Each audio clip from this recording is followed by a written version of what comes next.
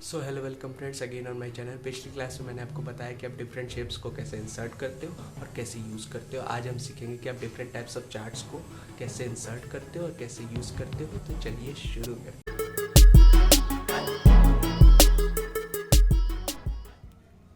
तो चलिए देखते हैं कि आप एक्सेल मोबाइल में चार्ट्स को कैसे इंसर्ट करते हैं और कैसे यूज़ करते हैं। तो पहली चीज़ मैं ये बता देना चाहता हूँ कि चार्ट्स का बहुत यूज़ पड़ता है ऑफिसों में या कॉलेजेस प्रोजेक्ट्स में या स्कूल प्रोजेक्ट्स में।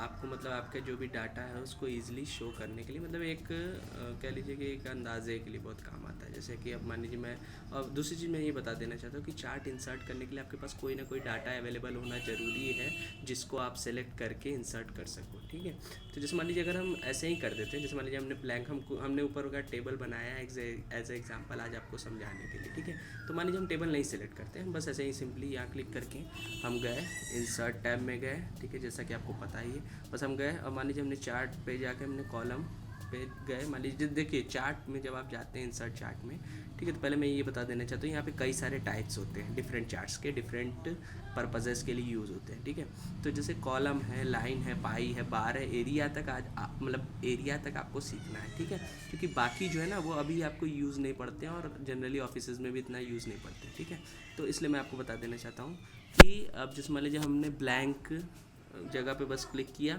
अब ब्लैंक जगह पे क्लिक करके हमने केवल जो है कि मान लीजिए कॉलम को इंसर्ट कर दिया। ठीक है, मान लीजिए हमने पहला मान लीजिए चार्ट टाइप लिया कॉलम। ठीक है, तो कॉलम को अगर हम इंसर्ट करते हैं तो ये आ तो गया। ठीक है, चार्ट टाइटल आगे सब कुछ आगे, बट देखिए इसमें कुछ भी आपको दिख नहीं रहा है इसके अंतर्गत। जैसा कि आप देख सकते हैं, देखिए इसके अंदर आपको कुछ भी समझ में आ रहा है नहीं, बस लग रहा है कि एक बॉक्स है, बस 2 लिखा है, 0 लिखा है, इधर 1 लिखा है, सीरीज़ 1 लिखा है। ठीक है, तो ऐसा क्यों हुआ? क्योंकि आपने कोई चीज़ सेलेक्ट ही नहीं की है। तो ये चीज़ हमेशा अपने माइंड में रखिएगा कि जब आप चार्ट को इंसर्ट करते हैं तो उसके अंदर शो करने के लिए एक्सेल को कोई ना कोई डाटा चाहिए होता है। मतलब कोई डाटा आप सेलेक्ट करेंगे तभी वो इसके अंतर्गत शो करेगा, चाहे कोई भी डाटा हो। ठीक है, कैसा भी डाटा हो उसी के लिए, तो इसीलिए चार्ट का यूज़ होता है ऑफिसेज में, स्कूल्स में, कॉलेजेस में।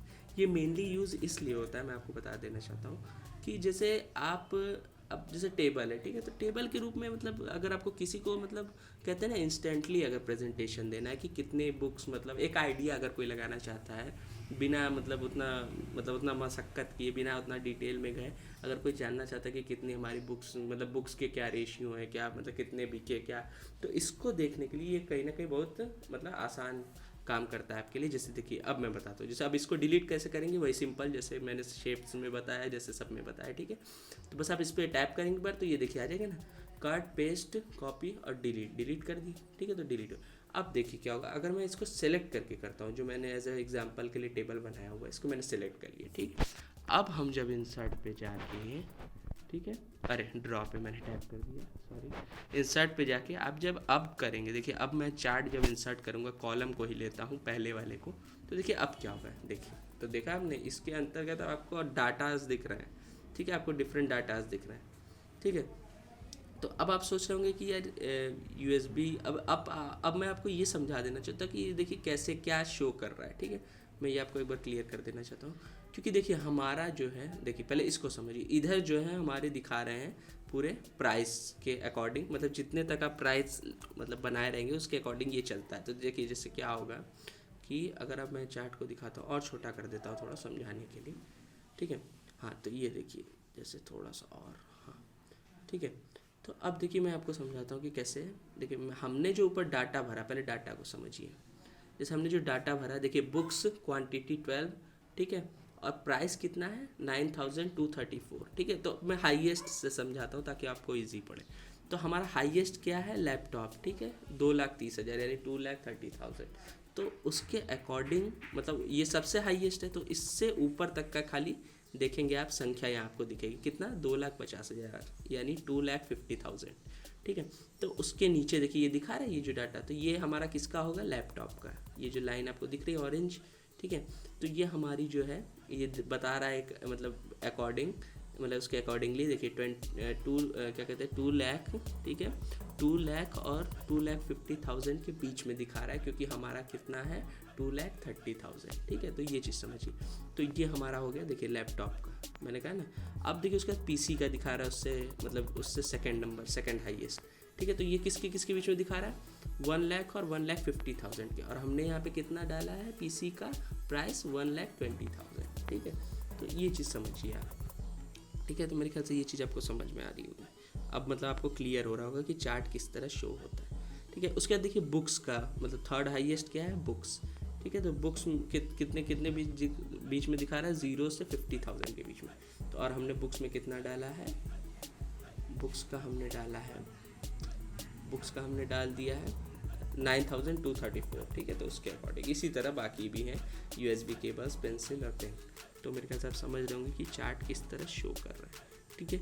ये चीज़ अब मैं आपको और भी चीज़ दिखा देता हूँ। जैसे हमने ये चार्ट सेलेक्ट किया हुआ है, आप याद रखिए बाहर टाइप करेंगे तो हट जाएगा चार्ट के ऑप्शन सारे एडिट करने के।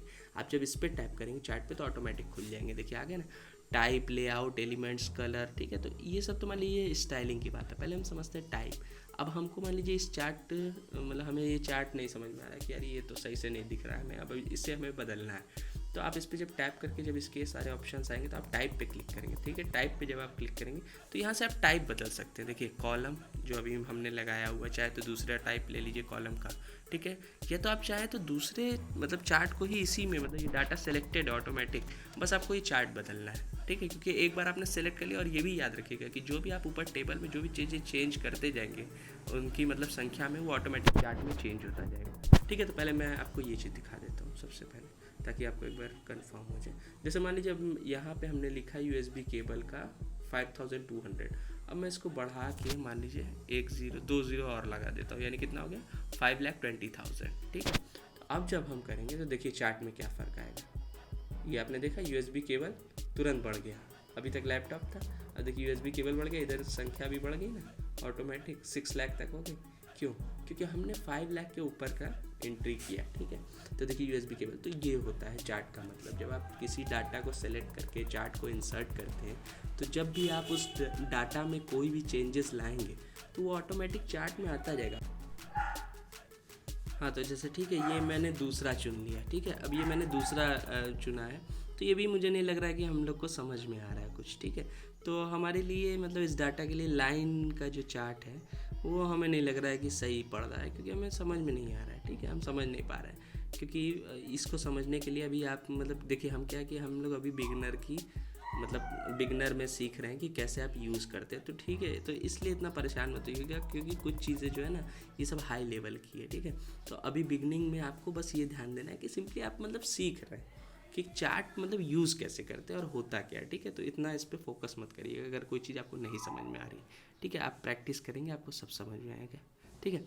फिर उसके जैसे मान लीजिए हम पाई का चुनते हैं, मान लीजिए हम कहते हैं कि यार लाइन हमको नहीं समझ में आ रहा है, चलो हम दूसरा देखते हैं। तो आप अब पाई का यूज़ करिए, मान लीजिए पाई में हम गए, ठीक है। तो देखिए ये पाई है, ठीक है। तो पाई का कुछ स्टाइल ऐसा होता है, आप जानते होंगे पाई, क्योंकि ये आपने कई जगह देखा होगा, आपकी साइंस की बुक्स में भी रहता था, ज्योग्राफी की बुक में खास करके रहता था, और कई जगह आपने देखा होगा डिफ़ाइन करने के लिए। तो क्योंकि ये जो है कि बड़ा मतलब एक सिंपल सा आपको आइडिया देता है, ठीक है। बट ये देखिए कि आप इसमें कैसे समझते हो, इसमें इसका तरीका ये होता है जैसे हर चीज़ को वो अलग अलग कलर से कर देता है, ठीक है। तो ये आप जानते ही होंगे। तो अलग अलग कलर, जैसे देखिए बुक्स किस कलर से दिखा रहा है, डार्क ब्लू में, ठीक है। तो ये बुक्स का है, ठीक है। फिर उसके बाद पीसी किस कलर से दिखा रहा है, ऑरेंज। लैपटॉप किस से दिखा रहा है, ग्रे, ठीक है। तो इस तरह ये किस उसमें रेशियो में दिखा रहा है, जिस रेशियो में आपने ऊपर एंट्रीज किए। सबसे ज़्यादा ग्रीन है, ग्रीन क्यों ग्रीन सबसे ज़्यादा है, क्योंकि पेन, ठीक है। अब पेन का हमने कितना लिखा है, पेन का आप देख सकते हैं, नहीं पेन का नहीं, सबसे ज़्यादा हमारा किसका दिखा रहा है, हमने किसका लिखा था सबसे ज़्यादा, USB केबल्स, ठीक है। तो ये USB केबल्स के उसमें दिखा रहा है, ठीक है। और ग्रीन क्या है, पेन है, पेन, ठीक है। तो आप जब इस पर टैप करेंगे तो ये देखिए ये हमें बता रहा है, ठीक है। तो कुल मिला के हमें ये भी मतलब उतना अच्छे से नहीं समझ पा रहे हैं हम, ठीक है। तो आप दूसरा पाई का स्टाइल ले लीजिए, ठीक है। मान लीजिए हम ले लेते हैं ये पाई का स्टाइल लेते हैं हम। तो इसको आप समझने की कोशिश कीजिए कि ये कैसे दिखा रहा है। ये भी हमें लग रहा है कि मतलब हम समझ नहीं पा रहे, ठीक है, क्योंकि हम बिगनर हैं, ठीक है। तो हम ये चीज़ें नहीं समझ रहे हैं अभी। तो ये चीज़ आप मतलब थोड़ा ध्यान दीजिएगा कि हम आपको इतना परेशान होने की ज़रूरत नहीं है, एकदम रिलैक्स होके करिए, कोई ऐसी बात नहीं है, ठीक है।